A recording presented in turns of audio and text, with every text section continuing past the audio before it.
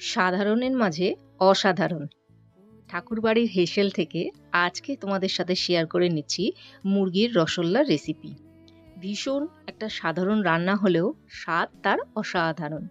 ধুয়ে রাখা মুরগির মাংসের মধ্যে বেশ অনেকটা টক দই, তার সঙ্গে সঙ্গে আদা, রসুন, কাঁচা লঙ্কা, শুকনো লঙ্কা বাটা, তার সাথে দিতে হবে বেশ অনেকটা কুচো করে রাখা পেঁয়াজ, কেটে রাখা আলু, আন্দাজ মতো নুন আর ঘি দিয়ে মাংসটাকে ভালো করে কিন্তু ম্যারিনেট করে রেখে দিতে হবে।